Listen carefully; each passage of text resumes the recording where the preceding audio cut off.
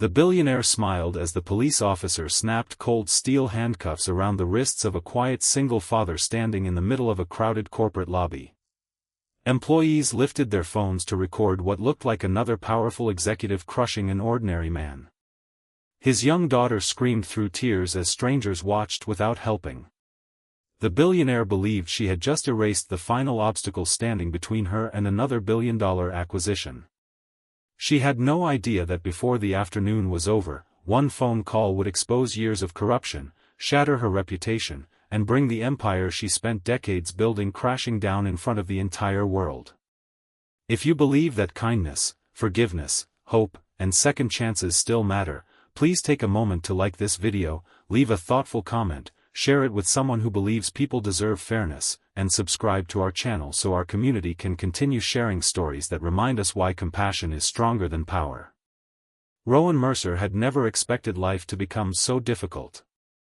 5 years earlier he had owned a small engineering company with his wife, Clara, whose bright smile had been the center of every dream they shared. Everything changed after Clara lost her battle with an aggressive illness, leaving Rowan alone to raise their 7-year-old daughter, Elsie. He sold nearly everything they owned to cover medical expenses and closed his company when grief made every decision feel impossible. Instead of chasing wealth, he focused on becoming the father Clara had always believed he could be. Every school project, every doctor appointment, every packed lunch, and every bedtime story became his way of keeping her memory alive. Money was always tight, but Rowan never complained.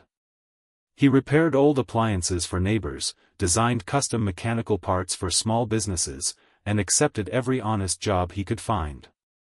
His greatest source of pride was not his skill or intelligence but the fact that Elsie never doubted she was loved.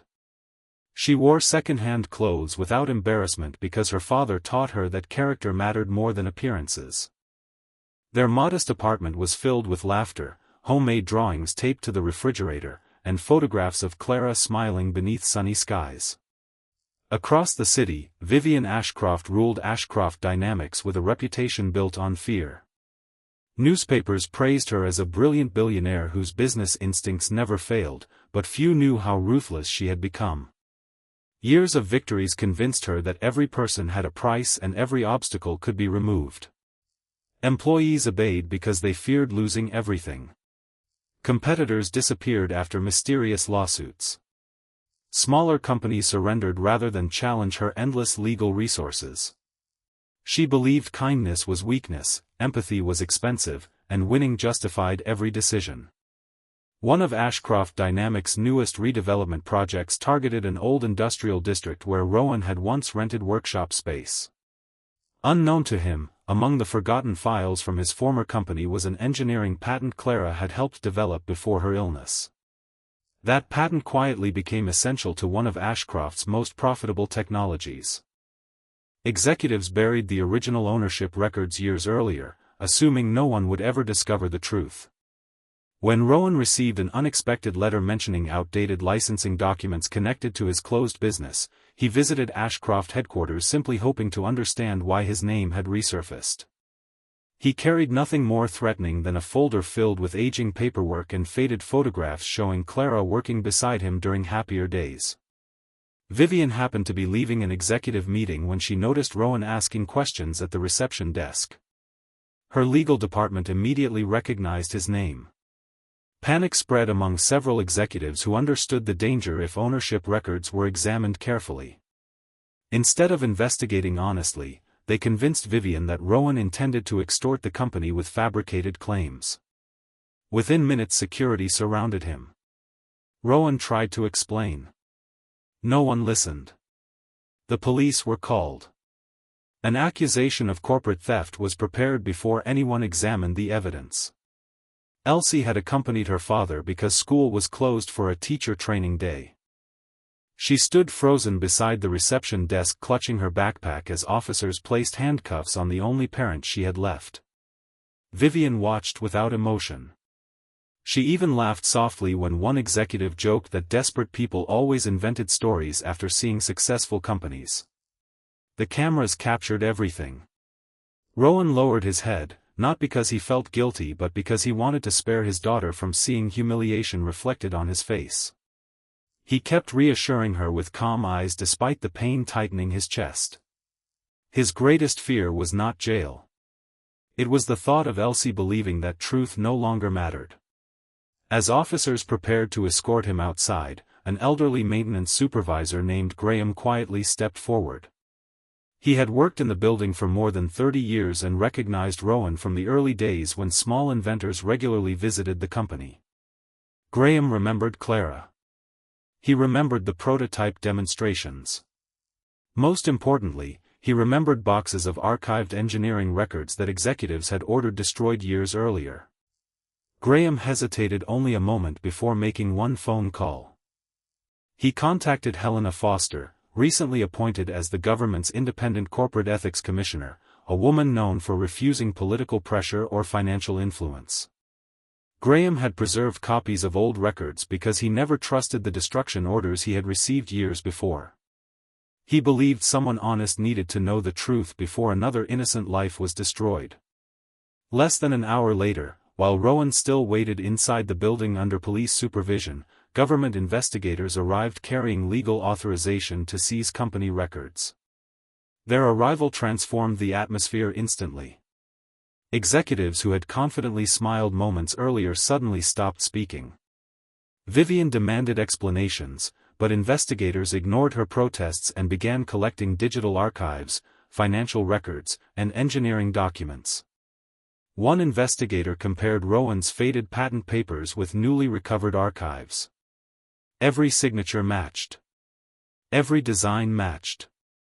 Every date confirmed the same shocking conclusion. The technology generating billions for Ashcroft Dynamics belonged originally to Rowan and Clara Mercer. The accusation against Rowan collapsed immediately. The handcuffs were removed. The police officers apologized with genuine embarrassment after realizing they had acted on manipulated information rather than verified evidence. Elsie ran into her father's arms, crying with relief while employees watched in complete silence. For the first time in many years, Vivian's confidence cracked. The investigation expanded rapidly. Recovered emails revealed systematic evidence suppression. Accounting records exposed fraudulent licensing arrangements. Former employees began volunteering testimony after realizing the culture of fear was finally ending. Business partners suspended agreements. Investors demanded emergency meetings. Media helicopters circled corporate headquarters throughout the bright afternoon as reporters documented every new revelation. Within days, Ashcroft Dynamics lost billions in market value.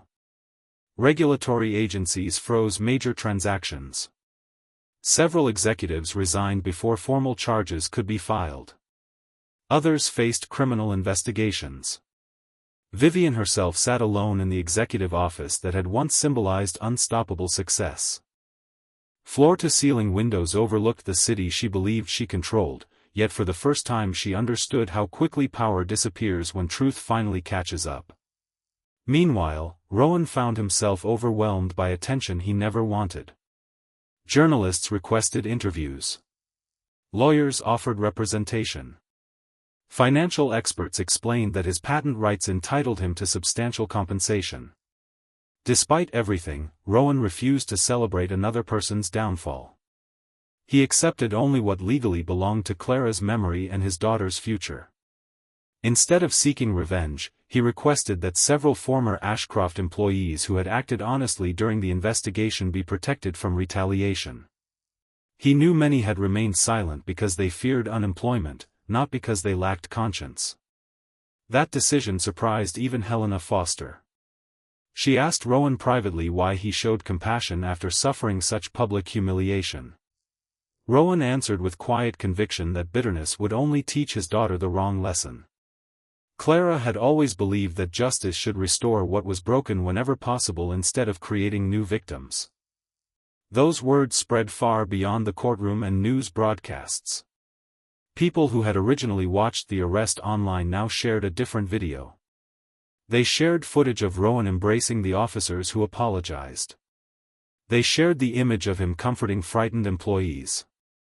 They shared the moment he thanked Graham for choosing courage over convenience. Millions discovered that genuine strength rarely announces itself with anger. Months later, Rowan established the Clara Mercer Innovation Foundation using part of the compensation awarded through the legal settlement. The foundation provided grants for struggling inventors, scholarships for children who had lost parents, and legal assistance for small entrepreneurs facing corporate exploitation. Every decision reflected the values Clara had cherished long before wealth entered the story. Elsie often visited the foundation after school. She loved arranging donated books in the reading room and greeting visitors with the same warm smile her mother once carried. She no longer remembered the day of the handcuffs as the moment her father was humiliated. She remembered it as the day honesty proved stronger than fear. Graham retired with gratitude from people who finally understood that ordinary individuals sometimes protect extraordinary truths. Helena continued strengthening corporate accountability laws inspired partly by the investigation. Several honest former Ashcroft employees found new careers built on transparency rather than intimidation. Vivian eventually appeared before a public hearing, no longer surrounded by expensive attorneys speaking on her behalf. Age had not changed her appearance nearly as much as regret had changed her expression. She admitted that somewhere along her climb to unimaginable wealth she had stopped seeing people and started seeing only obstacles. She accepted responsibility for decisions that destroyed trust, livelihoods, and her own integrity.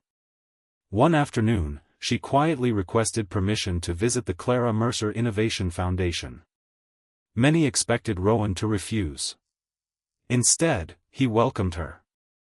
They walked through rooms filled with young inventors building hopeful futures from simple ideas.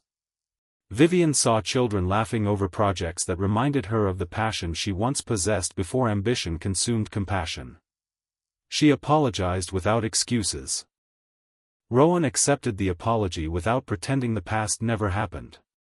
Forgiveness did not erase consequences. It simply refused to let hatred become the final chapter. Before we reach the end of this journey, we'd love to hear from you. Please leave a meaningful comment sharing whether you believe forgiveness is possible after great injustice, or whether earning back trust is the hardest part of redemption. Years later, people rarely remembered Ashcroft Dynamics as the corporation that collapsed. They remembered the single father who refused to let cruelty change his heart, the little girl who never stopped believing in her father, the elderly worker whose courage exposed the truth, and the reminder that one honest voice can defeat an empire built on deception. Wealth had failed where kindness succeeded. Fear had failed where integrity endured.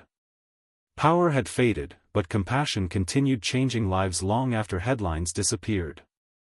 If this story touched your heart, please like this video, leave a meaningful comment, share it with someone who needs hope today, and subscribe to our channel so you never miss another emotional journey. May we all remember that truth may be delayed, justice may require courage, and kindness may seem quiet, but in the end, they remain stronger than any empire built without them.